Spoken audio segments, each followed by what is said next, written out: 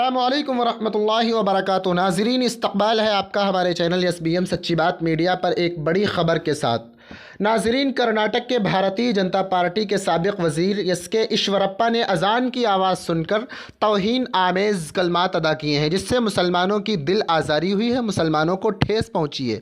जी हाँ नाज़रीन, मीडिया के मुताबिक कर्नाटक में बीजेपी के सीनियर रहनुमा एस.के. ईश्वरप्पा ने आवामी इज्तिमा से ख़िताब करते हुए, यानी वो एक आवामी इज्तिमा से ख़िताब कर रहे थे, उसी दौरान अज़ान का वक्त हो गया। लेकिन साबिक़ वज़ीर ने अपनी तकरीर रोकने के बजाय इंतहाई नामुनासिब कलमात अदा किए हैं। बीजेपी रहनुमा ने मज़ीद कहा कि हम मजहबी हैं, मंदिरों में लड़कियां और ख़वातीन भजन गाती हैं और इबादत करती हैं, लेकिन हम लाउड स्पीकर का इस्तेमाल नहीं करते। सुप्रीम कोर्ट का जल्द फैसला आने वाला है। जी हाँ, ये कहना है भारतीय जनता पार्टी के साबिक़ वज़ीर एस.के. ईश्वरप्पा का। उन्होंने कहा है कि सुप्रीम कोर्ट का जल्द फैसला आने वाला है, आज नहीं तो कल ये अज़ान ख़त्म हो जाएगी। बीजेपी के साबिक़ वज़ीर ने मज़ीद कहा कि इतनी तेज़ आवाज़ से मेरे सर में दर्द होता है।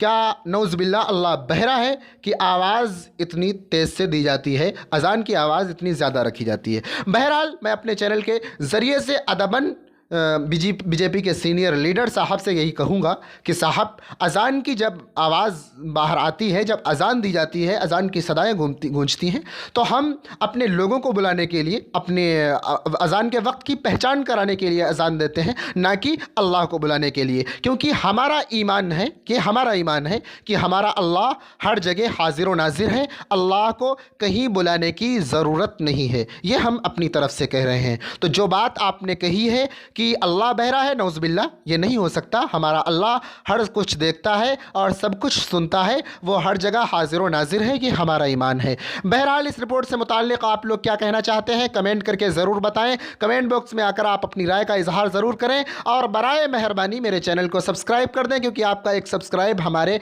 हौसले को बढ़ाता है, हमारी हौसला अफजाई करता है।